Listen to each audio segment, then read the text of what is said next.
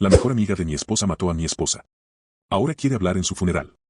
Mi esposa y yo tuvimos un bebé en diciembre pasado. Fue un parto traumático y mi esposa desarrolló depresión posparto, aunque originalmente iba a regresar a trabajar después del nacimiento. Ella estaba luchando lo suficiente como para que decidimos esperar hasta que nuestra hija cumpliera 1 año y reevaluar la situación. Así que la hicimos comenzar a asistir a terapia semanalmente, quedándose mi esposa en casa a tiempo completo. Yo tenía que trabajar más horas. Esto es algo de lo que hablamos antes de tomar esta decisión, y ella lo sabía desde el principio. Hace unas semanas, mi jefe me habló sobre un proyecto que requeriría muchas horas extras en poco tiempo. Sería genial económicamente y para mi carrera.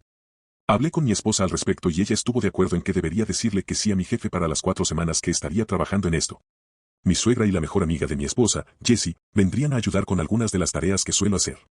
Jessie es ama de casa y tiene un hijo de 4 años y una hija de 2 años. Empezó a venir durante el día y cuidaba a los niños con mi esposa. 3 semanas después de empezar el proyecto, quedó claro que necesitaríamos algunas semanas más para terminarlo. Esa noche llegué a casa y hablé con mi esposa al respecto. Dijo que estaba bien con eso, pero se mostró muy distante en los días siguientes. No era un comportamiento inusual en los últimos meses, así que no pensé mucho en ello y traté de no tomarlo personalmente. Durante la última semana del proyecto, llegué a casa una noche y vi que Jessie todavía estaba en la casa. No pensé mucho en ello. Le saludé a ella y a mi esposa, y luego fui a revisar a su hija. Antes de poder llegar a su habitación, escuché a Jessie decir algo como ni siquiera se detiene a saludarte. Definitivamente es una señal. Me volví y pregunté de qué señal estaba hablando. Inmediatamente, mi esposa empezó a llorar y Jessie empezó a acusarme de tener un affair. Me dijo que debía odiar a mi esposa porque tenía depresión posparto y que no me sentía atraído por ella porque había aumentado de peso debido al embarazo. Ninguna de estas cosas era cierta. Estaba haciendo todo lo posible para ayudar a mi esposa con su depresión posparto mientras mantenía a nuestra familia, y en ese momento la veía perfecta tal como estaba. Ella simplemente no quería ser íntima físicamente y yo no quería presionarla. Jessie entonces exigió ver mi teléfono. Le dije que no. Me dijo que eso era una señal de que era culpable. Le dije a mi esposa que le dejaría ver mi teléfono si quisiera. Asintió y algo dentro de mí se rompió. Supongo que fue el pensamiento de que realmente creía que estaba teniendo un affair lo que me afectó. Y que no confiara en mí después de todo lo que habíamos pasado. Bueno, ella revisó el teléfono y no encontró evidencia alguna. Jessie empezó a decir que borré la evidencia. Empezó a gritar y despertó a nuestra hija. Así que le dije que saliera de la casa. Eventualmente, se fue y fui a llamar a mi hija. Mi esposa todavía estaba llorando en el sofá cuando mi hija volvió a dormirse. Me senté con mi esposa y traté de hablar con ella sobre lo que había estado sucediendo. Me dijo que había estado preocupada desde que empecé a trabajar todas las horas extras. Le dije que hablamos sobre lo buena que era la oportunidad y que ella estuvo de acuerdo en que aceptara este proyecto. Dijo que era muy sospechoso prolongar la duración del proyecto. Le dije que a veces eso sucede. Quería más evidencia, así que le mostré mensajes y correos electrónicos con marcas de tiempo del trabajo y recibos de pago que mostraban las horas extras. Dijo que me creía y que lamentaba haber dudado de mí. Explicó cómo Jessie le había estado diciendo que todos estos eran signos de que yo estaba engañándola. Le pregunté por qué creía más a Jessie que a mí y por qué no vino a mí con sus preocupaciones. No tenía una respuesta real. Un par de semanas después, el proyecto terminó.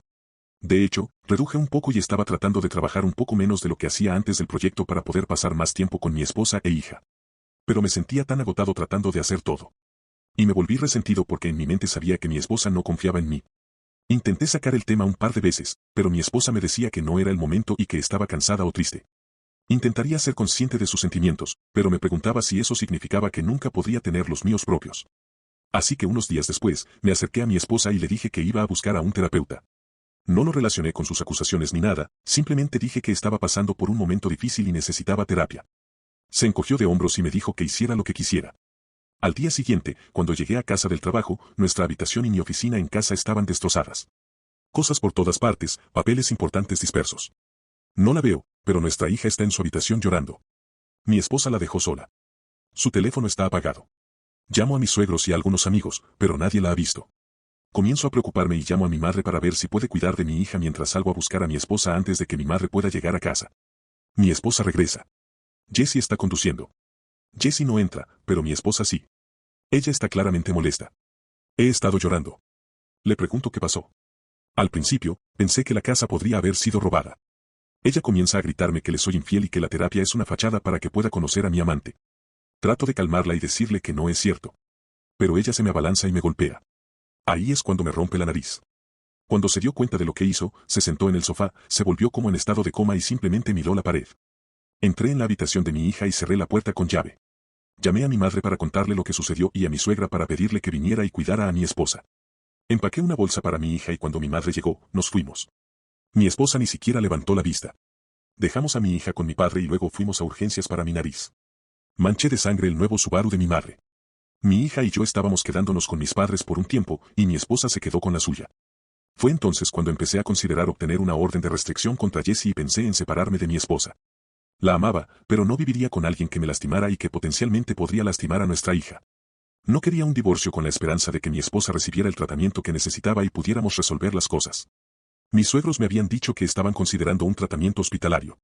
El domingo siguiente, llegó a la casa de mis padres y exigió que le entregara a nuestra hija, ya que la había dejado sola durante varias horas la última vez que estuvo a cargo de ella y había tenido un altercado físico conmigo.